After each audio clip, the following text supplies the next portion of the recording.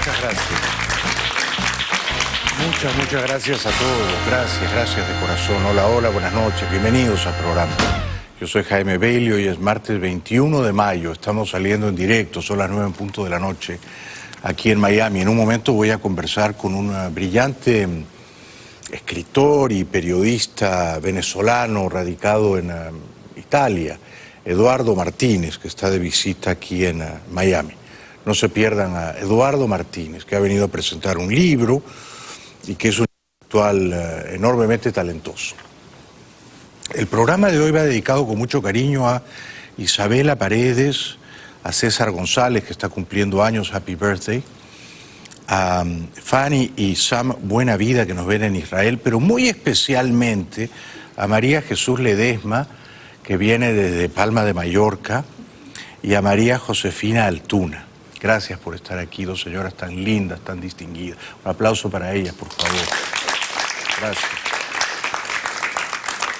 Bueno, esta es una mala noticia, es una de esas noticias que uno dice, pero esto no debería haber ocurrido. Esto podría no haber ocurrido si se hubiesen hecho las cosas bien. Este chico de 16 años, de origen guatemalteco, que soñaba con vivir en los Estados Unidos, estaría vivo todavía. Fue detenido en Texas por la policía migratoria hace una semana, fue confinado, a mi modo de ver, injustamente.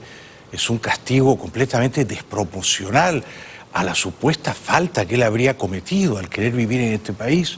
Fue confinado, decía, en un calabozo y ha sido encontrado muerto hoy, martes 21 de mayo. Tenía apenas 16 años y me parece que las autoridades tienen que explicar cómo y por qué ha muerto este muchacho, Carlos Gregorio, de origen guatemalteco. Ha muerto otro niño migrante en manos de la patrulla fronteriza de Estados Unidos. El menor de 16 años, de origen guatemalteco, había sido detenido en Texas la semana pasada luego de cruzar de manera irregular en la ciudad Hidalgo, en territorio mexicano. Es el quinto menor que fallece en los últimos 6 meses. Ya son 5 los migrantes que han muerto bajo la custodia de las autoridades migratorias estadounidenses. Es un escándalo. Esto no debería ocurrir. La locutora lo dice al pasar, como si fuera una cosa trivial. Ya son 5 los menores de edad muertos, encarcelados por las autoridades migratorias de este país. ¿Desde cuándo los Estados Unidos se han convertido en un país que persigue encarnizadamente a los menores de edad de los países pobres del sur? ¿Desde cuándo los niños y adolescentes centroamericanos son nuestros enemigos? ¿Y por qué tenemos que apresarlos, retirarlos, alejarlos de sus familias y condenarlos al oprobio, a la tristeza, a la angustia de estar presos y no saber cuándo van a recuperar su libertad? No sabemos de qué ha muerto este muchacho, no lo saben tampoco sus padres, que por supuesto están atribulados. El quinto joven fallecido o niño fallecido guatemalteco en manos de la patrulla fronteriza de los Estados Unidos. Los padres de Carlos Gregorio, quien falleció al día de ayer en Estados Unidos, insisten que él se encontraba en buen estado de salud. Salió de contento, buscar la vida, buscar lo mejoría de su vida. Yo lo que quiero, Señor, es justicia. ¿Qué le pasó? Eso es lo que quiero yo, eso es lo que quiero saber. Que en paz descanse este muchachito de 16 años, nuestras condolencias a sus padres. Uno entiende que el gobierno de este país deporte a los indocumentados que han cometido crímenes. Esto uno lo entiende perfectamente, es razonable. Pero yo no alcanzo a entender por qué encarcelamos a los niños y adolescentes que quieren venir a vivir en este país. En Bolivia hay una gran convulsión. El secretario de la OEA, el uruguayo Almagro, que por otra parte nos cae muy bien porque ha hecho un trabajo formidable respecto a Venezuela, visitó en días pasados Bolivia y pareció avalar, cohonestar la muy discutible postulación, a mis ojos completamente fraudulenta, del dictador Evo Morales, que lleva entronizado en el poder más de 13 años, a una 4ª reelección el próximo 20 de octubre. Evo Morales había lanzado un argumento perfectamente hilarante. Él había dicho que, a pesar de lo que dijera la Constitución boliviana, a pesar de lo que dijeron sus compatriotas el 21 de febrero de 2016, hace poco más de 3 años, cuando más del 70% de los bolivianos se pronunciaron en un referéndum en contra de una reelección más del dictador Morales, él había dicho que, pensándolo bien, él sentía que ser reelegido una y varias veces, todas las veces que le salgan del forro, era uno de sus derechos humanos. Este es Evo Morales, ¿no? Dijo, es mi derecho humano, me están vulnerando mi derecho humano a ser reelegido. Yo como ciudadano tengo el derecho humano, he nacido con ese derecho humano a ser reelegido todas las veces que quiera, ¿no?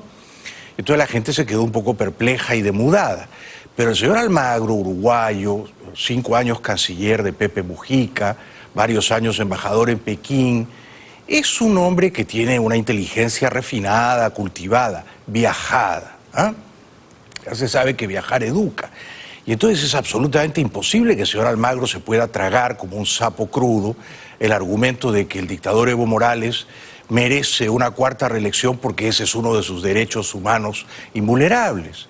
Al menos así pensaba Almagro antes de ir a Bolivia y abrazarse con Evo y ponerse las coronas de flores y someterse a esos rituales mágico-andinos levemente supersticiosos, divorciados por completo de la razón y de la modernidad, que instalan a Evo Morales sobre sus ciudadanos y hacen creer a Morales, ahora con la anuencia de Almagro, que perpetuarse en el poder no está mal.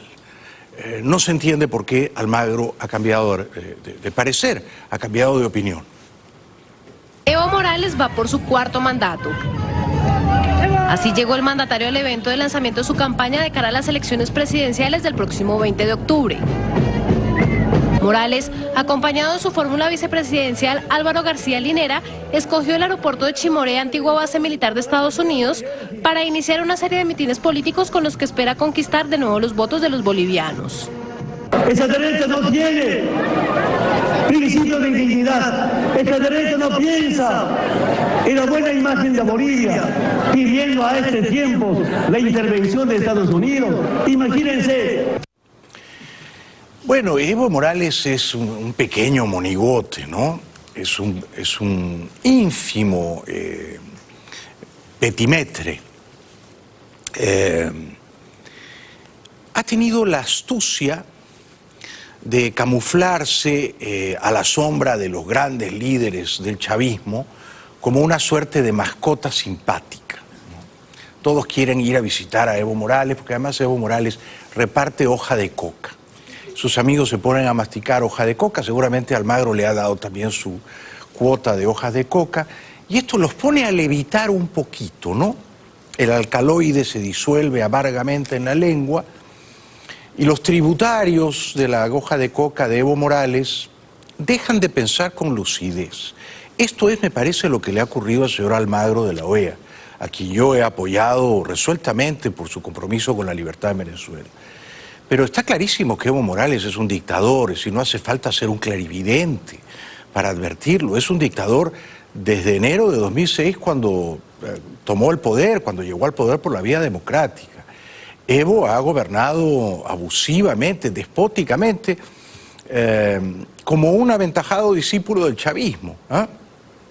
Llega al poder por la vía de la democracia, pero no cree en la democracia realmente, y luego destruye las instituciones democráticas, las copa, las subvierte, las envilece, controla todos los poderes del Estado. Esto es lo que ha ocurrido, y por eso no se entiende que Luis Almagro diga la zarandaja, la paparruchada de que la candidatura de Evo Morales a una 4ª reelección ha sido aprobada por la Corte Suprema de Bolivia. Y él no puede atreverse a cuestionar, a impugnar un fallo de la Corte Suprema de Bolivia. Para mí, un fallo de la Corte Suprema de Bolivia tiene la misma validez que uno de la Corte Suprema de Venezuela, o sea, ninguna validez. Porque esas Cortes Supremas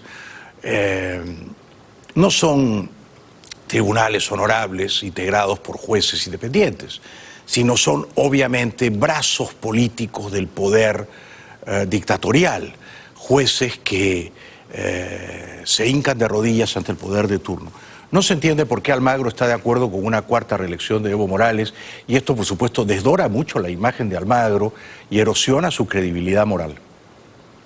El evento también ocurrió en medio de la polémica y malestar que suscitó la visita del secretario general de la Organización de Estados Americanos, Luis Almagro, al país. Almagro expresó estar de acuerdo con la candidatura de Morales, pese al resultado del referendo del 21 de febrero de 2016, en el que los ciudadanos expresaron su negativa a un nuevo mandato del indígena y siendo contradictorio con sus pronunciamientos anteriores.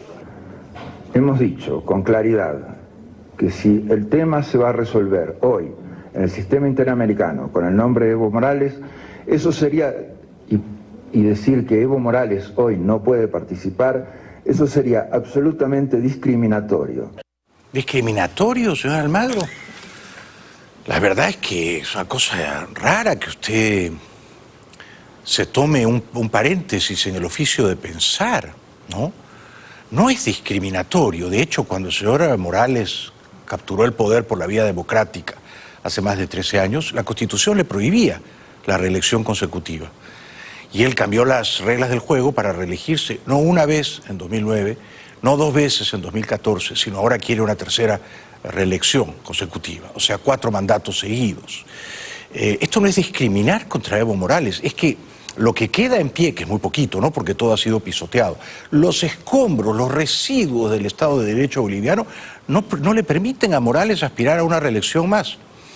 Y por encima de ello está el pronunciamiento del pueblo boliviano, abrumador, masivo, en febrero del 16, diciéndole a Evo Morales, no queremos otra reelección. Entonces, hace muy mal el señor Almagro en convalidar la reelección, la 4ª reelección consecutiva de Evo Morales. A mí me ha decepcionado. Líderes opositores como el exmandatario Tuto Quiroga calificaron como indignante la postura de Almagro. Indignante vuelco de posición de Luis Almagro. En visita ignominiosa, ahora coincide con Zapatero y Maduro, avalando la dictadura de facto contra la voluntad popular expresada en el referendo del 21F, que hace un año él denunciaba. Evo no podrá enterrar la democracia de Bolivia ni con complicidad de Almagro. Da la impresión de que el señor Almagro de la OEA, luego de visitar Bolivia y de convalidar la reelección fraudulenta de Evo Morales, ha dicho lo siguiente. Primero, que él respeta el fallo de la Corte Suprema, por lo tanto, que él cree que en Bolivia hay una justicia independiente, pero luego él se compromete a enviar observadores a los comicios del 20 de octubre, con lo cual él envía una otra señal diciendo, en Bolivia no solo hay una justicia independiente, pero también hay un poder electoral independiente que va a contar los votos limpiamente. Ambas cosas son falsas. En Bolivia, como en Venezuela, ni hay una justicia independiente, ni hay un tribunal electoral confiable. Ambos poderes públicos están prosternados de rodillas ante el dictador Morales. No hace falta ser un pitonizo para adivinar que Morales va a ganar. Morales va a estimular que la oposición presente muchos candidatos y él va a sacar entre 30 y 40%, y con esa votación menor va a encontrar la manera de perpetuarse en el poder. Esto es lo que va a ocurrir, y si no lo sabe, señor Almagro, es de una ingenuidad verdaderamente estremecedora. Otros líderes opositores en Bolivia están indignados con Almagro. La visita de Luis Almagro a nuestro territorio y de sus declaraciones de respaldo a la repostulación de Evo Morales a las elecciones generales de octubre próximo, opositores al partido de gobierno lanzan duros ataques contra el secretario general de la OEA. Nosotros no nos íbamos a quedar en la reunión en muestra de rechazo, protesta e indignación por su cambio de posición y por avalar una candidatura inconstitucional y ilegítima, desconociendo el voto del 21F. También reclamamos el hecho de que hubiera venido un día antes de un acto electoral y además que se fuera a trasladar al lugar mismo donde se iba a realizar esa proclamación electoral del presidente Evo Morales. Casi en una reunión, y esto me sorprende mucho de Almagro, porque yo pensaba que él, diplomático de carrera, embajador en China, 5 años canciller chavista hay que decirlo, porque yo soy memorioso. Cuando Almagro era canciller de Pepe Mujica, entre 2010 y 2014 más o menos, ese quinquenio, Almagro era chavista. abierta y declaradamente chavista, pero todos tienen derecho de corregir sus errores, ¿no? Esto no se lo vamos a enrostrar. Pero yo pensaba que el señor Almagro era un hombre tranquilo, ¿no? Juicioso. No sé si lo es todo el tiempo o no sé si la altura de Bolivia lo ha afectado, lo ha trastornado. No sé si la hoja de coca que ha masticado con Evo lo ha puesto un poco ríspido, ¿ah? Porque una persona que estuvo en una reunión con Almagro dice que casi se fueron a los golpes, a las piñas, que Almagro estuvo a punto de darle una trompada, y lo dice el protagonista de la escena. El asesor de Almagro, que estaba sentado a su lado, el señor Gustavo Sinosi, dice ignorante, fanático. Entonces Óscar Ortiz le reclama y le dice por qué decía eso. Nosotros éramos autoridades electas por el pueblo boliviano y que merecíamos respeto. Entonces Almagro se levanta de su asiento y se va como gallito valiente hacia mi persona y viene y me dice prácticamente queriéndome golpear. Entonces yo doy un paso adelante y lo espero y le digo, de verdad, qué vergüenza. Y ahí nos quedamos mirando miradas muy cercanas. Pero bueno, señor Almagro, tiene usted que sosegarse un poquito, ¿eh? Usted es el secretario general de la OEA, yo entiendo que usted aspira a una reelección, como es una tradición en esa organización.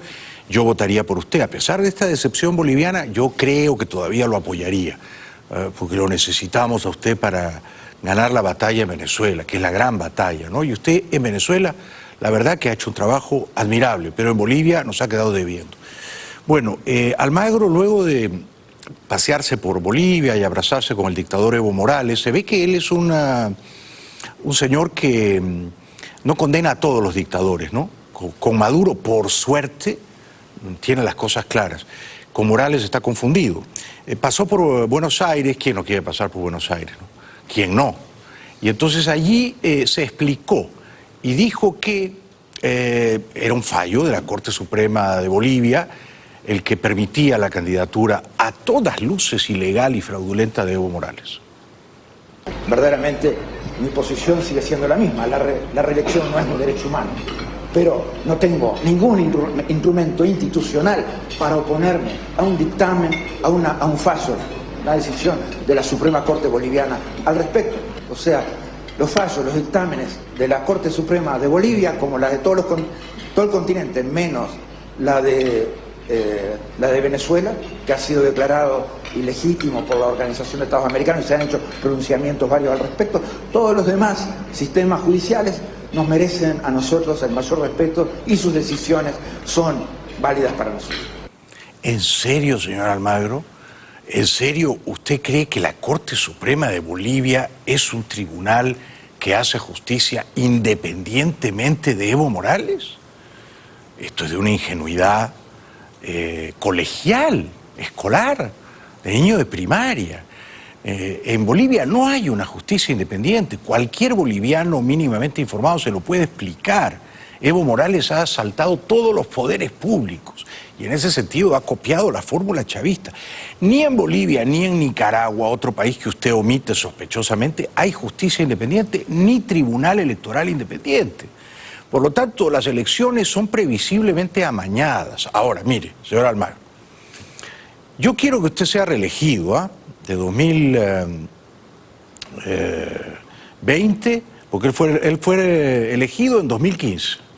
O sea que le falta, creo, un año para terminar su primer mandato. Y yo no quiero creer esas voces suspicaces que dicen que él ha ido a Bolivia a apoyar la candidatura de Evo Morales porque necesita el voto de Bolivia para su reelección. Yo no creo eso de usted, señor Almagro. Yo lo creo a usted un hombre de honor, pero uno puede estar honorablemente equivocado. Creo que ese es su caso, ¿eh?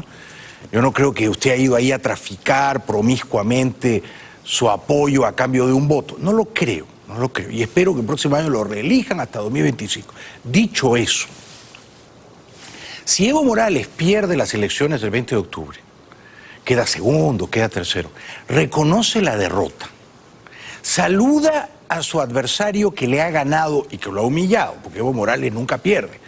Como buen chavista, él gana todas las elecciones, todas, cómodamente, sin transpirar, sin agitar. Si Evo gana y entrega el poder a un líder opositor y se somete a la justicia a sus ojos, señor Almagro, independiente de Bolivia, porque habrá que, por supuesto, buscarle a Evo Morales todos los abusos y las tropelías y las fechorías que ha cometido en estos 13 años y pico largos de dictadura. Evo Morales lleva ya como dictador casi tantos años como Hugo Chávez fue dictador en Venezuela y aspira a sobrepasarlo con 5 años más. Entonces, si eso ocurre y Evo pierde, reconoce la derrota, demuestra ser un demócrata y entrega el poder y se somete a los tribunales de justicia de su país, usted, señor Almagro, merece el premio Nobel. Merece el premio Nobel. Yo voy a Washington y créame, le beso los pies. Se los beso. Con calcetines o sin ellas. Me puede sacar la media, yo le beso los pies. ¿Ah? Ahora, si ocurre lo que yo creo que va a ocurrir, y es que gana de nuevo, como siempre, para variar, Evo Morales, y toda la oposición grita fraude, y hay elementos obvios, irrefutables de que ha habido irregularidades, trampas, atajos de toda índole, votan los muertos, votan los ausentes, la fórmula chavista, ¿no es cierto? Si eso ocurre, usted va a tener sobre su conciencia el peso, el baldón, de tener que aguantarse a Evo Morales. Otros dirían coloquialmente un verbo un poquito más procaz, a Evo Morales, 5 años más diciendo que Evo Morales no es dictador, cuando es dictador, señor Almagro. Vamos a la publicidad. Les recuerdo que, sobre todo hay mucha gente que viene de paso a Miami y estando ya en Miami, como están aburridos, no tienen nada que hacer, dicen, ¿por qué no vamos a ver el programa de Bailey? Y yo agradezco tanto eso, ¿no? Que es un entretenimiento gratuito. Pero ya que están acá, vayan a La Fontana, se come delicioso. Queda un paso del canal, en auto 5 minutos del canal, La Fontana, una delicia. En un momentito voy a conversar con el escritor y periodista venezolano Eduardo Martínez, corresponsal en Italia, una mente brillante, no se lo pierdan, pero por supuesto antes toda la actualidad argentina y venezolana después de la pausa. Bueno, en un momentito voy a conversar con el escritor y periodista venezolano Eduardo Martínez, que vive en Italia, no se lo pierdan. Es un hombre muy inteligente y muy bien informado. Hoy la expresidenta argentina Cristina Fernández se sentó en el banquillo de los acusados. Esta era una foto que la oposición quería con bastante impaciencia y que ella trató de eludir a toda costa, no lo ha conseguido. Para mí, la verdad, no hay duda ninguna, mirando las cosas desapasionadamente, de que el gobierno de los Kirchner, que duró 12 largos años, fue de una corrupción escandalosa. Y no hay manera de que me convenzan a mí de que la señora Cristina no sabía todo lo que se estaba robando cuando Néstor, su marido, era presidente y cuando ella era presidenta 8 años. O sea, ella sabía y aprobaba y los maletines con dólares y euros entraban y salían de sus casas y apartamentos y escondrijos y hasta las casas de sus padres. O sea, esto ha sido un saqueo industrial el que ha ocurrido en Argentina, ¿no? Y cualquiera que esté dispuesto a votar por la señora Cristina el próximo 27 de octubre, ya no para presidenta, porque ella se bajó, sino para vicepresidenta, o cree que ella es inocente y eso constituye para mí un delirio absoluto, o peor todavía, cree que sí, ella y su marido robaron mucho, pero esto es algo perdonable, ¿no? Robaron, pero las cosas no estaban tan mal como con Macri. Y eso a mí me parece muy preocupante. Cristina Fernández en el banquillo de los acusados. La expresidenta argentina y actual senadora afronta desde este martes su primer juicio por corrupción, la llamada causa Vialidad, por la adjudicación de contratos de obras públicas durante su mandato. Presidenta entre 2007 y 2015 y viuda del también presidente Néstor Kirchner, Cristina Fernández está involucrada en una decena de procesos que derivaron en 5 órdenes de detención que no llegaron a hacerse efectivas por los fueros de los que goza. Este juicio arranca 3 días después de que anunciara su candidatura a vicepresidenta en las elecciones presidenciales de este año, a las que acudirá como número 2 de Alberto Fernández.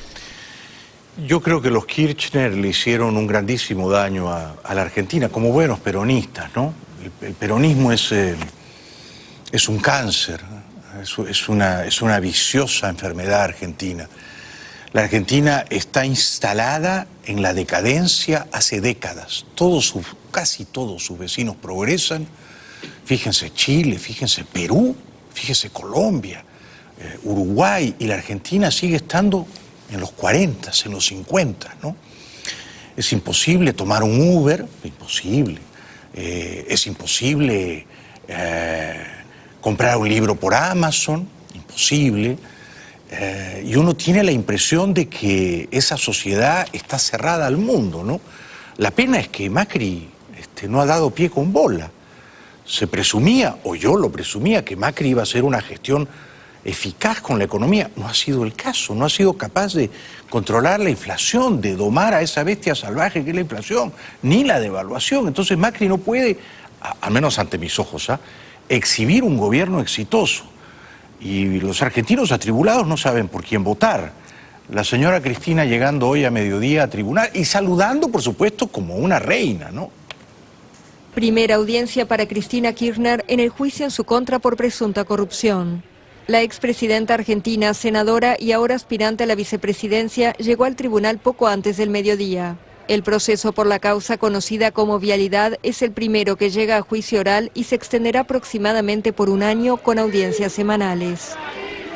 La expresidenta de 66 años tiene 12 causas abiertas por presunta corrupción y 5 pedidos de prisión preventiva, de la que está exenta por sus fueros parlamentarios. En un país serio, y no estoy pensando en un país europeo, estoy pensando en Chile, incluso estoy pensando en el Perú, y ustedes me dirán, ¿pero el Perú es un país serio? Sí. En un país serio la señora Cristina estaría presa, bajo prisión preventiva. Pero no, ella como es senadora no va a la cárcel y además es probable que la elijan vicepresidenta. El presidente es un íntimo amigo de ella y entonces da la impresión de que en la Argentina tú puedes robar a manos llenas y luego la gente te lo perdona o se olvida o no se lo cree del todo y vuelve a confiar en ti, ¿no? Esto es verdaderamente descorazonador. La acusan a la señora Cristina de ser jefa de una asociación ilícita para apoderarse de dineros públicos. Me parece una acusación impecable. En definitiva, la acusación de este Ministerio Público Fiscal sostiene que Cristina Elizabeth Fernández participó como jefe de una asociación ilícita que estuvo conformada por otros funcionarios públicos que actuarían como privados, la que actuó en forma estable y permanente por más de 12 años y tuvo por objetivo sustraer y apoderarse de fondos públicos mediante, entre otros planes delictivos, la defraudación al Estado Nacional y el lavado de dinero. ¿Dónde está escondido ese dinero? Dicen que Lázaro Báez lo ha escondido como Walter White en Breaking Bad. En toneles, dinero en efectivo y bajo tierra, enterrados. ¿Cómo robaban? Bueno, robaban como se robaba con Odebrecht, ¿no? Todo el que ganaba una obra pública, un contrato millonario para hacer una obra pública, que a veces ni siquiera se hacía, le tenía que dar una comisión, una tajada importante a los Kirchner. Y eso se entregaba nada más ganar el contrato en dólares o en euros, en maletines, ¿no? Era un circo, un festival de maletines que iban y venían. Todo el mundo robaba y ahora un defensor, un lazarillo, un lugarteniente de la señora Cristina, el señor Parrilli, dice que el juicio a su lideresa es un circo, una puesta en escena. No, señor. Un circo es hacer lo que usted hace con las palabras, es decir, vaciarlas de contenido moral, travestirlas y sugerir que la señora Cristina y su marido no robaron. ¿Qué es lo que quieren ocultar con esto? Que en el último mes se fugaron 1.000 millones de dólares, 10.000 millones de dólares, perdón, que recién estábamos hablando con Hugo de las cifras. Obviamente los despidos siguen, no sé cuántos despidos hubo en el último mes. Acá está Salvareza, la ciencia y la tecnología sigue destruyendo, las tarifas siguen aumentando. Los precios, estos precios necesarios que hablaban, ya ni siquiera existen, se dan cuenta ustedes que ni siquiera hablan, porque ya se han burlado totalmente. Bueno, pretenden con esta puesta en escena, con este circo, esconder toda esa realidad. Esto es un sofisma, ¿verdad? Es decir, lo que hace este señor es enumerar los supuestos fracasos de Macri, ¿no? Suben las tarifas y la gente está desempleada y ha crecido la pobreza, la inflación está desorbitada. Bueno, nada de eso prueba que la señora Cristina sea inocente. Entonces, son cosas distintas.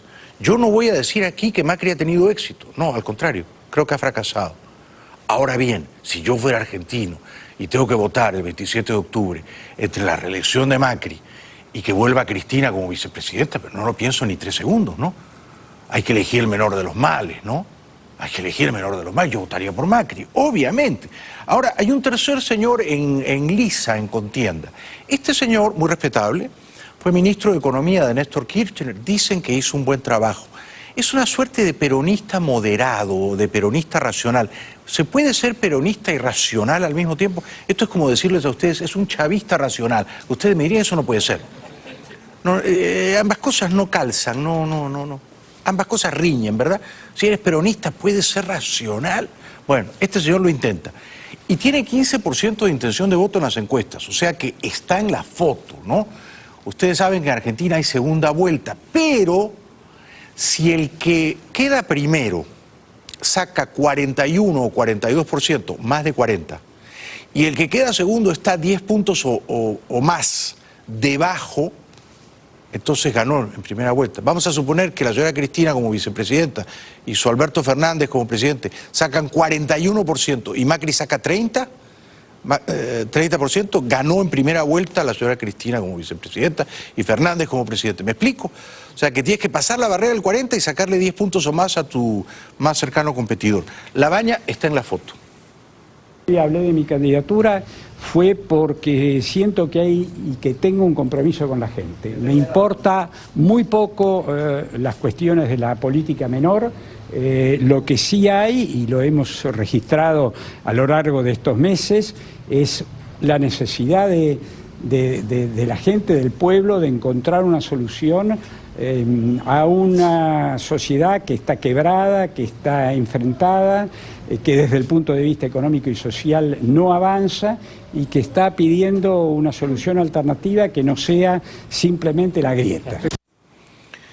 Si ustedes me preguntan, ¿Labaña es mejor que Cristina y Alberto Fernández? Seguro, a todas luces. Labaña tuvo el valor de renunciarle a Néstor Kirchner, tuvo el valor de denunciar la mafia de la obra pública en la Argentina, lo denunció en su día, y entonces a mí me parece que ha demostrado ser un hombre más o menos serio, honorable, confiable, ¿no? A mí me encantaría que la segunda vuelta fuera entre Labaña y Macri, ¿no es cierto? Pero no va a ser así, ¿no? Va a ser muy probablemente, pero todo puede cambiar de aquí al 27 de octubre, entre Alberto Fernández con la señora Cristina y Macri. En ese orden, dicen las encuestas. Ayer Clarín publicó la primera encuesta, ya como Alberto Fernández, candidato a presidente de la señora Cristina. Alberto tiene 41%, Macri tiene 31%. O sea, Alberto está a un punto porcentual de ganar en primera vuelta. Así están las cosas de la Argentina. Si los argentinos devuelven al poder a Cristina Fernández, ¿dejaremos de ir a Buenos Aires? Yo no, aunque se enoje mi mujer. Yo seguiré visitando Buenos Aires con un espíritu mórbido, decadente, autodestructivo, como quien va a buscar la muerte, como quien cita a un toro bravo, chúcaro, y le dice, ven, embísteme. Yo amo Buenos Aires, amo a la Argentina, y ese es un amor sin cura ni remedio, pero, como las grandes pasiones, completamente irracional. Regresamos después de la pausa con Eduardo Martínez, periodista venezolano. Ya volvemos. Bueno, ha venido, él vive parcialmente en Italia, en Torino, me contaba, un brillante escritor y periodista venezolano, Eduardo Martínez, que va a presentar libro pasado mañana jueves aquí en Miami. Un aplauso para Eduardo, por favor. Gracias. Bienvenido, bienvenido. Bueno, ¿cómo ves las cosas en tu país? Muy mal, muy mal. ¿Muy mal en dirección a estar mejor o muy mal camino a estar peor? En un momento de incertidumbre. Sí. Que la gente quiere que sea mejor. Si se le pregunta a la gente del gobierno, dice que ellos quieren vivir mejor. Y se le pregunta a la gente de oposición, dice que quieren salir del gobierno para vivir mejor. Pero es un momento de incertidumbre. La situación económica es terrible. Sí, terrible. No hay gasolina en un país que tiene petróleo. No hay luz eléctrica en un país que tiene un potencial hidroeléctrico enorme. La crisis de la gasolina es severa, ¿eh? Es severa. Y se va a poner peor. Y se va a poner peor porque las refinerías han ido parándose, no le dieron el mantenimiento, porque llegaron a ejercer el poder para mantenerse en el poder, no para prestar un servicio. Venezuela, como tú sabes, consumía 200.000 barriles de gasolina cada día. De esos 200.000 tenía que importar 100.000. 100.000. Y los compraba acá en Estados Unidos. Ahora se quedó sin esos 100.000. Por eso las gasolineras tienen unas colas gigantescas. Sí, sí, es terrible. O sea, es una situación terrible. No hay suficientes alimentos, no hay suficientes medicinas, no es un problema ideológico, no es un problema de sanciones de Estados Unidos. Cuando llegaron las sanciones, ya el problema existía, ya la gente se moría de hambre, Sí. se moría de mengo en los hospitales porque no hay cómo tratarlo. Correcto.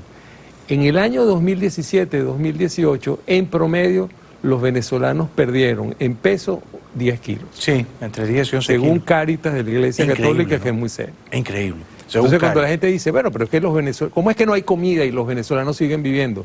Bueno, en alguna parte esa ecuación cuadró. ¿Y cómo cuadró? Cada quien perdió 10 kilos en Increíble, increíble. ¿Cómo ves a Guaidó? Yo lo veo con gran simpatía. Sí.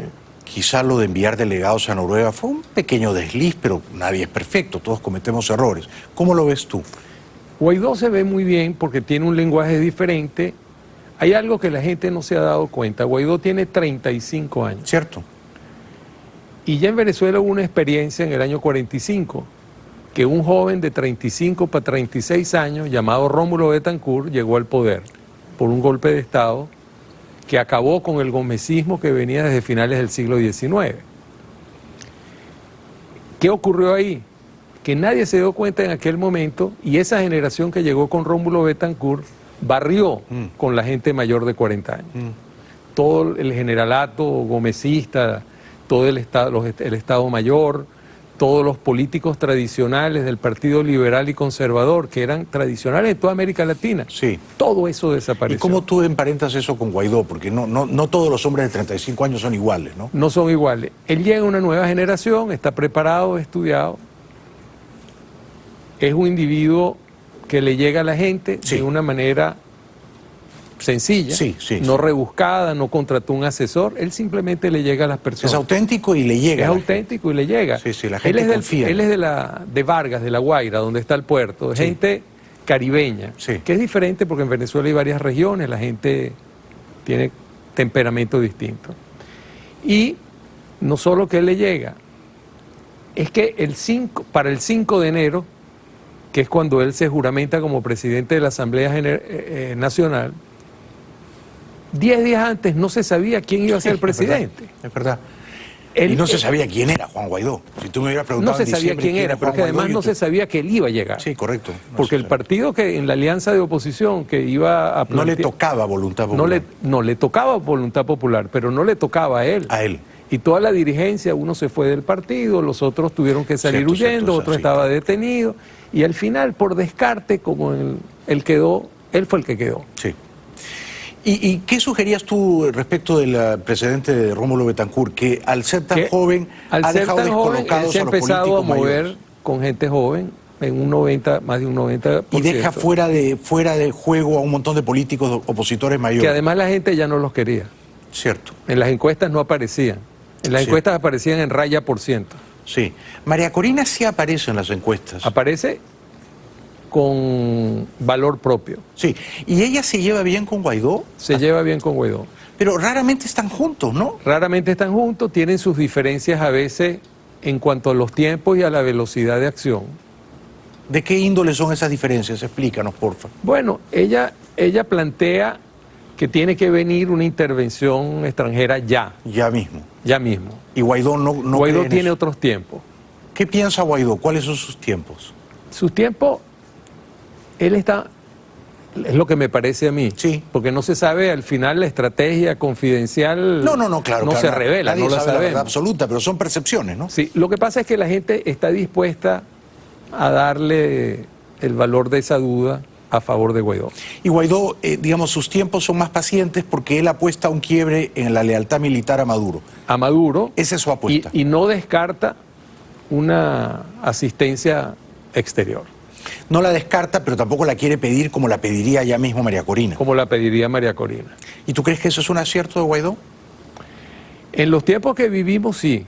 ¿Por qué? Porque nosotros vivimos en Venezuela un ambiente premilitar. que cada vez más es más militar que pre. Sí, yo no sé por qué pre-militar. Para mí, Venezuela es una dictadura es prebélico. militar. No, pero digo más que militar, prebélica. Es más bélica cada día más y menos prebélica. O sea, la gente del común, el venezolano de a pie, cree que hay una guerra en ciernes, inminente. La ve venir, pero una cosa es llamar al diablo y otra cosa es verlo venir, ¿no? Son dos cosas distintas. Sí, sí. El venezolano tiene una naturaleza pacífica, democrática y cívica. Hay una demostración cívica en la calle y puedes tener millones de personas en la calle. Lo han demostrado sobradamente. Sobradamente. Tiempos, sí. Viene una situación como la del 30 de abril, que parecía que era un golpe y hay unos militares y eso, y fue menos gente. Sí. No porque la gente tenga miedo, porque cuando hay las demostraciones cívicas, la Guardia, la Policía Nacional disparan a matar a la gente. Eso no es mentira, eso se ve. ¿Y entonces por qué, en tu opinión?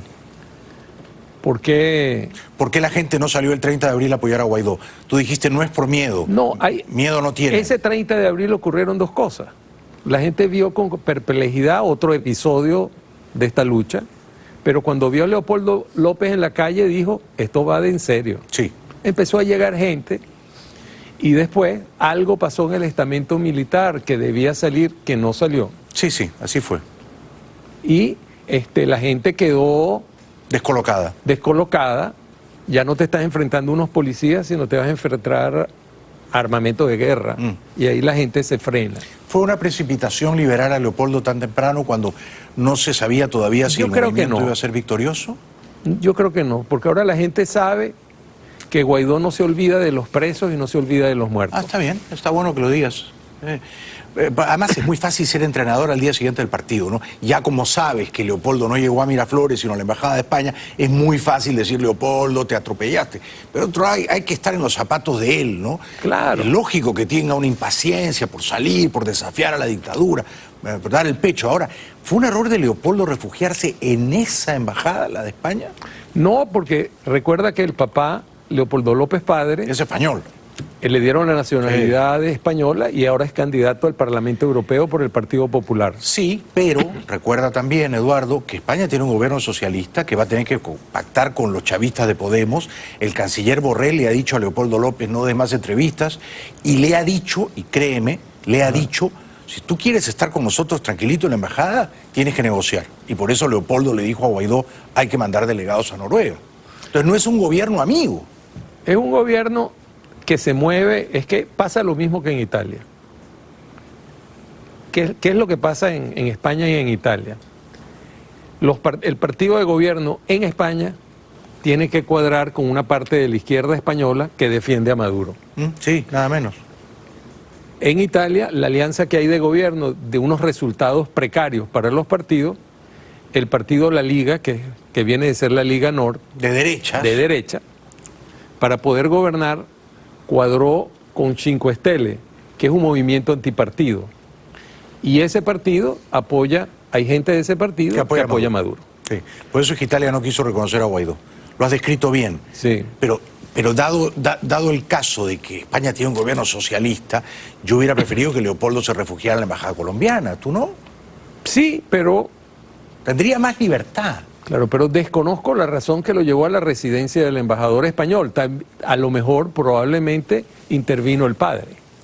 La razón, creo, fue más mundana, y es que no había suficientes habitaciones y dormitorios, en la embajada de Chile. De Chile, pues. No, porque él llegó a la embajada de Chile primero. Por eso te digo. Y después se fue a la embajada de Chile hay dos familias. Dos. Sí. La de Freddy Guevara y la de otro señor venezolano. Pero Roberto Enrique soltero. Claro, entonces, que están con sus familias ahí. Entonces, claro, el embajador chileno le habrá dicho a Leopoldo, encantados, te queremos mucho, quédate, pero no hay camas, ¿no? Sí, pero también ahí se comentó ese día periodísticamente que él llegó a la embajada de Chile porque había una negociación con los militares. Sí. Y ahí hay algo raro de ese día. Sí. Vamos a pensar que es un golpe. Hay un golpe militar. Y resulta que siempre que hay un golpe militar que fracasa, tú ves a las fuerzas leales del presidente que no lograron tumbar, que custodia un montón de militares que estaban alzados. Rendidos con las manos en la cabeza, que caminan en fila india. ¿Dónde están? ¿Dónde están los conspiradores? ¿Dónde están los traidores? El único que se fue, y menos mal que se fue, el general Figuera, que era el jefe de SEBIN. jefe de la policía política. Sí, pero John Bolton en la puerta misma de la Casa Blanca nombró a Padrino y a Hernández Dala, el jefe de la Guardia Presidencial, y Maduro no los ha destituido. No. O sea que tú tienes un punto, ¿no? ¿Por qué Maduro sigue confiando en ellos? Porque yo creo que ese impasse militar sigue. Porque no se ha resuelto el No se ha resuelto y no se atreven a detener a los que verdaderamente están metidos en ese movimiento. Hay gente que sabe mucho, que me ha dicho que en La Habana cada vez confían menos en Maduro y cada vez confían más en Padrino. El hombre fuerte de La Habana ahora es Padrino, no Maduro. Es posible, pero Cuba en 60 años de régimen comunista jamás ha aceptado a un presidente que lo hayan tumbado. Para allá no se va a ir. Allá o sea, si Maduro cae, no lo esperan en La Habana. Puede ser que pase por Cuba, pero no lo van a dejar en Cuba. No hay ningún presidente... Bueno, yo dije acá que se iba a Punta Cana. Su mujer fue a Punta Cana. Es posible. Tenían 3 villas de lujo en Punta Cana, en Cap Cana. Yo lo dije. Que no se iba a La Habana, ahora. Que cayeron ahora. Sí, claro, y luego entró el FBI ahí, o sea, yo no estaba tan desinformado. Pero es que además esta gente está acostumbrada a darse la gran vida, y en La Habana no te puedes dar la gran vida. No tienes gran vida. No. Uno de los valores, dicen los sociólogos norteamericanos que estudian la sociología política, que la gente tiene las personas tienen varios valores. Cultura, educación, dinero, reconocimiento social, y tiene todo, salud, toda una serie de valores, pero hay un valor que priva, el que pueda gozar de esos valores sin problema. Pueden robar, pero ¿dónde van a gozar de ese dinero sin problema? Y es un valor muy importante. Claro, claro. No van a poder gastar el dinero que han robado. No van a poder. Además, pueden vivir 100 años y no lo terminan de gastar. No, pero no lo van a poder dilapidar, no lo van a poder disfrutar. Están perdidos. ¿Te quedas un ratito más? Sí, sí. ¿Sí? Publicidad y regresamos con Eduardo Martínez. Un aplauso para él, por favor. Estoy conversando con Eduardo Martínez, periodista, escritor venezolano que pasa parte del año en Torino, Italia, y está de visita porque ha venido a presentar un libro. Hablaremos en un momentito del libro también, por supuesto. ¿Cuál es la figura política de la oposición venezolana que te inspira más respeto, Eduardo? Hoy en día Guaidó. Guaidó. No porque seamos paisanos. Sí. Porque nacimos en La Guaira los dos. De La Guaira también. ¿Y la que menos respeto te inspira? La gente del gobierno. No, pero de la oposición. De la oposición. Yo creo que en una circunstancia como esta, cada quien tiene su valor y su influencia.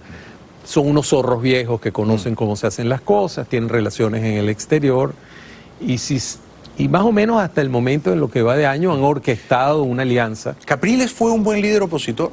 Porque era el jefe de la oposición. Era el jefe de la oposición.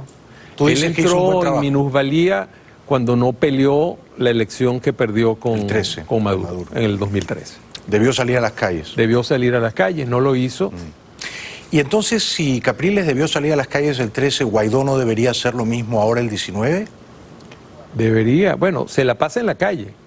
Pero da la impresión de que no ha hecho lo que Miguel Enrique Otero sugirió aquí una noche. Es decir, convocar a la gente a salir a las calles y plantarse frente a Miraflores y no volver a casa, quedarse ahí 1 y 2 y 3 días hasta que caiga el tirano. Bueno, la verdad que desde 3 cuadras antes de Miraflores no dejan ir a nadie. Claro, bueno, hasta donde puedan llegar. Hasta donde puedan ir.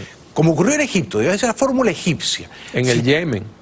Y también, ¿no? Y en otros países de la primavera árabe. Pero si tú si sales a las 10 y te regresas a las 4 de la tarde, quizás no muestras todo tu poderío. Ahora, si tú te quedas ahí, acampas y no tiras la toalla, pones al mando militar en una encrucijada, ¿no crees? Claro. Esa es una carta que él no ha querido jugar. Que no ha querido todavía. Por ahora.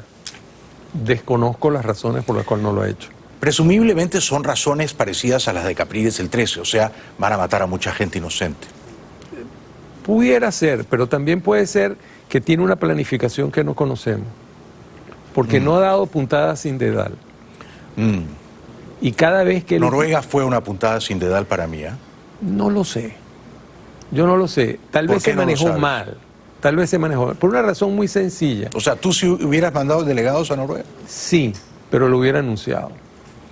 ¿Y qué ganabas mandando delegados? Es un gobierno que no te ha reconocido como presidente, con lo cual ya te ha hecho un desaire. Sí, pero yo creo que los países que sí lo reconocen, que son más de 50, le pidieron que fuera. Hay que saber algo de Noruega. Noruega está... Pero eso no es exacto, ¿eh? Se lo pidió el canciller español. Estados Unidos no le pidió que fuera. No, Estados Unidos no le pidió eso. Noruega es un país desde hace varios años está buscando un puesto rotatorio o rotativo en el Consejo de Seguridad por su situación que es en Europa, representando a los países europeos. Ha intervenido, ha mediado en varios conflictos serios y ha mediado a favor de la FARC en el conflicto serio de Colombia, ¿no? Eso es lo que dicen. Eso es lo que digo yo. Las FARC obtuvieron un tratado de paz enormemente ventajoso para ellos. O sea que tú ya con ese antecedente sabes más o menos de qué pie cojean los noruegos. Porque ahí viene lo de las estrategias comunistas. Pero ¿por qué hubieras enviado tú 3 delegados anunciándolo? ¿Qué ganas? Dime tú, ¿qué ganas? La reunión no era directa. No, había que hablar con la canciller noruega. Que no ocurrió en los diálogos anteriores. Cuando se va a dar un proceso de diálogo como ese, la primera reuniones que se hacen, que no son los negociadores, es para establecer las condiciones de un diálogo. O sea, tú me dices que los negociadores fueron a Oslo y no se reunieron. No se reunieron. Se reunieron con el representante noruego, pero no entre ellos. Yo sé, eso lo sabemos todos. Sí. Pero ahora, ¿para qué vas a mandar? Perdona que te interrumpa. Pero es más bonito el diálogo cuando los dos opinamos. ¿Por qué vas a mandar a Stalin González? Stalin González, no es un hombre muy inteligente ese muchacho, ¿ya? A hablar con la ministra de Exteriores noruega, cuando eso lo puede hacer el señor Guaidó por teléfono. La verdad ¿Tú crees que Stalin González va a ser mejor que Guaidó por teléfono? Yo digo que no. No, yo tampoco. Pero ahí mandó a Gerardo Blay, que es un abogado muy serio, que fue alcalde. ¿De qué partido? De Primero Justicia. Y que sea serio no lo exime de estar equivocado. No, pero es muy serio. Puede estar seriamente equivocado. Puede ser. Y mandó a Martínez Motola. Hombre de Carlos Andrés Pérez. Sí. Mayor, veterano. Conoce cómo se va a tener. Nadie dice que sean malas personas. El punto es por qué vas a mandar 3 personas a Oslo a hablar con la ministra de Exteriores que no te reconoce. Si la ministra de Exteriores quiere transmitirte un mensaje, sugerirte una vía de entendimiento, hacer una ronda exploratoria, preliminar, que lo haga con Guaidó por teléfono. Claro, pero desconozco por qué lo hizo. La verdad es que no se sabe nada de por qué. ¿Quieres que yo te lo diga? El canciller Borrell se lo exigió a Leopoldo López y Leopoldo López se lo rogó a Juan Guaidó. Y por eso lo hizo Guaidó, porque Leopoldo López es su jefe moral, fue su profesor en la universidad y es el jefe de su partido político. Esas cosas suceden. Suceden, son humanas, pero es una señal de debilidad ante Maduro. El que se ha congratulado de los diálogos en Noruega ha sido Maduro. Maduro se ha dado una victoria propagandística. Que además no es una victoria. Bueno, pero él lo presenta como la oposición, dijo que no al diálogo, y secretamente mandó enviados a Noruega. Sí, mandó al manipulador. Entonces luego presenta a Jorge Rodríguez y te deja con los pantalones abajo, porque ni siquiera lo anunciaron, por lo menos si lo hubieran anunciado, como decías tú. Tenían que haberlo anunciado, porque si lo hacen transparentemente puedes criticarlo, pero bueno, estamos agotando lo del diálogo. Pero si lo haces transparentemente caes en una contradicción que equivale a dispararte en los pies, Eduardo, porque Guaidó ha construido su valor moral diciendo no más diálogos, no más comicios amañados. Que no hay duda alguna que cualquier elección con ese Consejo Nacional Electoral es amañado. Por eso, pero entonces, si Maduro convoca elecciones anticipadas para la Asamblea Nacional en octubre, y Guaidó, después de haber dicho no más, dice vamos a esas elecciones, pierde por completo su credibilidad. Pero no creo que haya espíritu, hasta donde yo sé... No lo va a hacer. No lo va a hacer. Lo que quiero decir es que hay que tener cuidado con las contradicciones, porque las contradicciones minan mucho. Sí. Y el gobierno se encarga de magnificarla. Por supuesto. Porque es un gran logro que no es logro de nada al final. Con lo cual, si entiendo bien, ¿ya has retirado tus delegados de Noruega o todavía los sigues mandando? No creo que los manden otra vez. No, pero tú los mandabas, pues, ¿no? No, depende del contexto que tampoco conozco, porque es que el problema de las negociaciones es que vamos a ver la óptica de gente que actúa de buena fe. El ir a una guerra, sabes cómo comienza y no sabes cómo va a terminar. En Panamá duró 41 días el año 89 y terminó bien, ¿eh? Y terminó bien. Venezuela, pero... Esa fue la última. Es una apuesta. Sí, pero no todas terminan mal, ¿eh? No todas terminan mal. No sabemos cómo va a terminar. Yo digo que terminaría bien. El problema está en que, bueno, vamos a agotar... El camino del diálogo está agotado. Sí, totalmente. Maduro no tiene más tiempo. Él perdió el tiempo. El tiempo para salir bien. Porque lo que puede negociar ahora es cómo va a salir. Es lo que le queda. Pero él no quiere salir. O no lo dejan. Claro, no lo dejan, pero ni Maduro, yo no imagino, de verdad, no imagino a Maduro y a Cabello huyendo, fugando. No, ellos se van a quedar hasta el final. Y van a matar todo lo que tengan que matar. ¿Quién va a querer soltar un caramelo de 30, 40 mil millones de dólares al año, que es la exportación mala de petróleo hoy en día? Sí, y además el poder, Eduardo, el poder es un narcótico, el poder, los discursos, las cadenas televisadas. La hoja de coca. Todo eso, exacto. ¿Tú crees que esta gente se va a ir a vivir a una dacha rusa? Se muere. O a Turquía. O a Turquía. No hay manera, no hay manera. O a Siria, no hay manera. Ellos son lo que son, lo poco, lo miserable que son estando en Venezuela.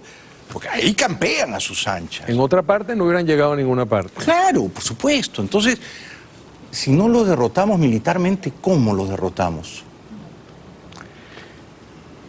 Es una mezcla de cosas, en mi opinión, al final. Ahí va a haber una mezcla de cosas. Yo aquí en el canal, en el programa de Oscar Aza, dije hace un año, cuando me preguntó Oscar si yo creía que iba a haber una invasión americana. Sí, él se opone. Yo le dije que no creía. Pero me dijo, en ninguna circunstancia, y le dije, bueno, si se fracturan las Fuerzas Armadas y se caen a cañonazos las dos facciones, sí, Estados Unidos va a intervenir a favor de los que se oponen a Maduro. Pero no creo que ponga pie en tierra. Yo tampoco creo que ponga pie en tierra, pero creo que se puede hacer una operación militar sin poner pie en tierra. Creo que sí. Eso es más probable, es lo más probable. Yo no sé si se va a dar así. Es lo más probable. Es lo más probable, porque no tenemos información. Mis amigos, que son muy cínicos, mucho más que yo, pero generalmente aciertan, precisamente porque son cínicos, me dicen, ningún general venezolano ahora resiste un cañonazo de 50 millones de dólares. Quiero decir, si esos generales se han vendido a Maduro es porque tienen un precio. Entonces, si tienen un precio, hay que hacerles una oferta que sea irresistible. En el siglo XX no hubo una sola guerra, ni siquiera civil, aparte de la lucha guerrillera, en donde el ejército venezolano actuara. No fue a la Segunda Guerra Mundial, no fue a Corea. No ha ganado ninguna guerra épica, digamos. Bueno, Chávez ganó muchas guerras épicas que existían en su mente y en su verbo. Imaginarias. Pero es un punto el que tienes. ¿Qué gran guerra ha ganado el ejército venezolano? Es un punto. Un ejército que desde la época de la independencia pudo haber librado algunas luchas internas. Sí. Pero nunca salió de la frontera. Sí, y cuando salió más recientemente, los últimos 20 años del siglo XX, como cascos azules. Sí, sí. Nunca. Sí, sí. Yo de verdad estoy convencido de que ese ejército cae como un castillo de naipes con soplar un poquito. Hay que soplar un poquito. Tú puedes hablar con militares activos personalmente y te das cuenta de que están opuestos a Maduro. A Maduro. Pero es que, por supuesto, mira, si tú y yo somos generales, claro, cuando está Maduro nos cuadramos porque le tenemos miedo. Pero luego tú y yo vamos a nuestras casas, Eduardo, y dormimos con nuestras esposas. Y desayunamos con nuestros hijos. Y entonces tú tienes a una Asamblea Nacional opositora en tu casa. Claro. Esto es lo que ocurre. Y tu mujer te dice, Eduardo, ¿no tienes vergüenza? Porque no consiguen gasolina, no tienen luz eléctrica, sin luz no hay agua. Entonces, los alimentos, las medicinas. Claro, esa lealtad a Maduro se parte en 3 segundos, pero hay que soplar, hay que soplar. Hay que empujar. Hay que empujar. Los mangos caen cuando mueves la mata. Qué buena frase. Con esa frase quiero terminar. Gracias. El libro se titula Arístides Calvani frente al comunismo. Se presenta pasado mañana, jueves 23 de mayo, en IESA, ¿verdad? No, el Instituto Interamericano por la Democracia en Coral Way. Ya decía yo, el Instituto Interamericano. Claro, la presentación la hace Carlos Montaner. Nada menos que el gran Carlos Alberto Montaner. Sí, de un hombre, Arístides Calvani, que fue un hombre que sin dinero, sin armas, con su fe católica, su fogosidad para el trabajo, logró detener y vencer al Imperio Soviético en América Latina y el Caribe. Mira, lo voy a leer con gran curiosidad. Es un caso único en el mundo. Lo voy a leer y lo voy a comentar. En el momento de mayor dimensión del Imperio Soviético. ¿Este es para mí? ¿Me lo puedo quedar? Sí, por supuesto. Porque no me lo has dedicado, de repente me lo estoy robando. Ahora Qué gran noticia. Arístides Calvani frente al comunismo en el Instituto Interamericano, y además Carlos Alberto Montaner es un lujo. Sí, sí. Es el más grande escritor cubano de todos los tiempos. Gran intelectual. Muy claro. Sí. La gente se puede equivocar, puede tener, pero él ha tenido una precisión en los últimos 20 años impresionante. Es el papá que yo quisiera tener. Dile que me adopte como hijo, por favor. A lo mejor él quiere que tú lo adoptes. Un aplauso para Eduardo Martínez. Gracias. Gracias por la invitación. Regresamos después de la pausa. Bienvenidos de vuelta al programa. Saludos, por supuesto, a Lina Marrero de Puerto Rico, a Marta Mauni de Perú, a Manuel Narváez de Puerto Rico, a Sonali Jiménez de Venezuela y a Gina García de México. Gracias de corazón por vernos. Bueno, en España continúa la conmoción porque se ha descubierto que el embajador de Zapatero en Caracas, ante Chávez, eran los años 2004 a 2008 más o menos, Raúl Morodo, se vendió, literalmente él y su hijo Alejo se vendieron al chavismo. El papá por casi 5 millones de euros, el hijo por casi 4 millones de euros, y él era un diplomático prestigioso. La gran pregunta es si se vendió el embajador español de Zapatero, ¿no se habrá vendido también Zapatero? Noticia, pero esta vez no tiene que ver con la situación política del país. Las propiedades del ex embajador socialista en Venezuela entre los años 2004 y 2008, Raúl Morodo, han sido registradas por la Policía Nacional. Los cuerpos y fuerzas de seguridad del Estado sospechan que se produjo un blanqueamiento de fondos venezolanos que fueron facturados como servicios de asesoría legal.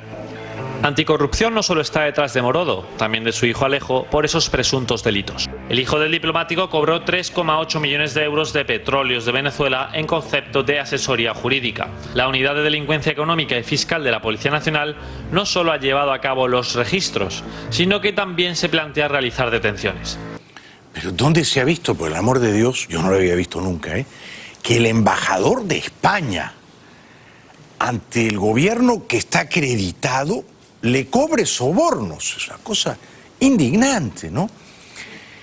También se ha conocido que Hugo El Pollo Carvajal, que fue el jefe de la contrainteligencia con Chávez durante una década casi, y que le contaba a Chávez quiénes eran todos los que robaban, y que por supuesto estaba metido también en operaciones de narcotráfico. Bueno, la DEA y el Tribunal del Distrito Sur de Nueva York lo quieren aquí.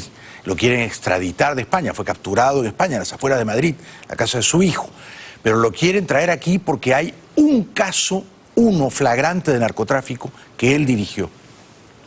En paralelo, Estados Unidos acusa del transporte de unas 5,5 toneladas de cocaína al ex jefe de inteligencia de Venezuela, Hugo Armando Carvajal, según publica el diario El Mundo. La droga era propiedad del grupo terrorista colombiano Las FARC y fue trasladada de Venezuela a México en 2006. El destino final de la cocaína era Estados Unidos. El general venezolano se encuentra en la cárcel de Extremera tras la emisión de una orden de extradición por parte del gobierno estadounidense que desea juzgarle por narcotráfico. Este es el caso estrella contra Carvajal. Esa avioneta partió de Venezuela, tenía que aterrizar en Toluca, México. Y desde allí sería enviada esa cocaína, 5,5 toneladas de cocaína, a Estados Unidos. Pero la avioneta, hubo mal tiempo, una tormenta, y la tormenta derribó la avioneta en Campeche. Y entonces un piloto escapó y el otro fue capturado por la DEA. Y el piloto capturado por la DEA es el testigo privilegiado contra el Pollo Carvajal, porque él dice que Carvajal estuvo ahí, en Venezuela, viendo cómo llenaban la avioneta de 5,5 toneladas de cocaína.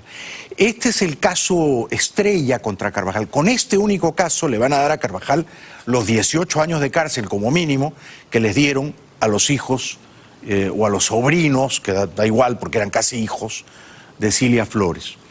Entre tanto, ayer Maduro celebraba desvergonzadamente un año de su fraudulenta reelección en mayo del 18. Cientos de simpatizantes en Caracas jalean a Nicolás Maduro, que celebra su primer año como presidente reelegido y lanza un sorpresivo anuncio. Vamos a medirnos electoralmente. Vamos a hacer elecciones. Vamos a legitimar la única institución que no se ha legitimado en los últimos próximos 5 años. Vamos a elecciones adelantadas de la Asamblea Nacional para ver quién tiene el pueblo, quién tiene los votos, para ver quién gana. Este mojón hediondo de Maduro, este bigote putrefacto de Maduro, ¿cree que somos todos tontos, que no sabemos que sus elecciones siempre son un fraude, que él las falsifica, las trampea? ¿Cree que somos tontos, que nos pueden seguir engañando? Nadie te cree, Maduro. Todo el mundo sabe que tus elecciones son una farsa. Entonces basta ya de usar ese argumento manido, ridículo. Como ridículas son las imágenes de Maduro y algunos generalotes corrompidos jugando al béisbol. Dos jugadas extraordinarias allí en la tercera base. Se nota un tanto ansioso allí el viceministro de alto rendimiento del Ministerio de Juventud y Deportes, Juan Carlos Amarante. Las indicaciones del presidente de la República Bolivariana de Venezuela, Nicolás Maduro, al pitcher Suárez Chourio, quien está buscando allí el mejor lanzamiento. Tirándole y se poncha. Francamente sin comentario. Y a la hora que le toca batear a Maduro, por supuesto, le arrojan una pelotita masita, ¿no?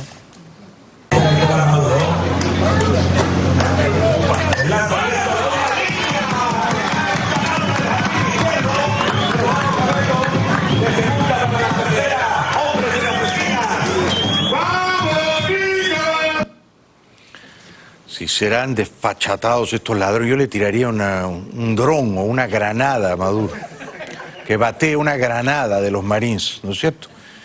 Y ayer Maduro y Cilia Flores bailaban. ¿Cómo puede haber todavía cantantes pendencieros, patibularios, que le canten al dictador que hambrea a su pueblo? ¿No tienen dignidad estos muchachos?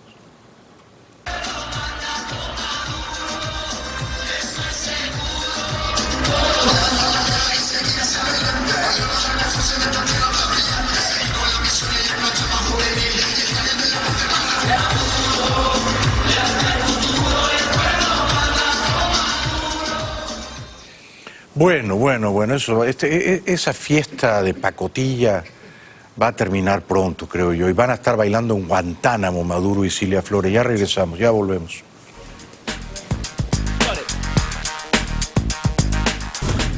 Bueno, el líder chavista Aristóbulo Istúriz a mí nunca me pareció muy avispado, pero él cree que siendo hoy martes, mañana es viernes, y que siendo hoy 21 de mayo, mañana es 22 de junio. O sea, como buen chavista, está completamente fuera de la realidad. Pero juzguen ustedes. Anuncia, ojo, atención, el pago de pensiones del mes de junio se hará mañana viernes 22. Viernes 22 de mayo, siempre el seguro paga adelantado las pensiones. De manera que mañana viernes, mañana miércoles 22 de junio, será el pago de las pensiones. Y se incorporan además 6.200 nuevas pensiones. Bueno, este señor tenía 3 opciones, ¿eh? Y las 3 las dijo mal. O sea, mañana primero era viernes 22 de mayo, ¿no? Después era viernes 22 de junio y finalmente era miércoles 22 de junio. Tenía 3 opciones y no pudo decir que era miércoles 22 de mayo, ¿no? Increíble, ¿no? Increíble. Esta gente, sí, pues rebuzna, esta gente es la que tiene el poder, esta gente es la que toma las decisiones importantes. Entonces, cuando los tontos llegan al poder, las consecuencias son naturalmente catastróficas. Y eso es lo que ha ocurrido en Venezuela. Una pandilla de idiotas, de descerebrados. Es la conspiración de los estúpidos, la conjura de los necios, agravada, porque además de tontos son todos unos ladrones, ¿no? Y como son tontos y ladrones, no saben que todo el dinero mal habido que han amasado no se lo van a poder gastar, ni ellos, ni sus hijos, ni sus nietos. Ese dinero va a ser seguramente confiscado cuando llegue el día de hacer justicia. Y esos tontos ladrones van a ir todos a la cárcel y seguramente no sabrán que después del martes viene un viernes, seguirán diciendo que después de un viernes viene un martes, ¿no? Y que mañana no es 22 de mayo sino de junio. Ya regresamos.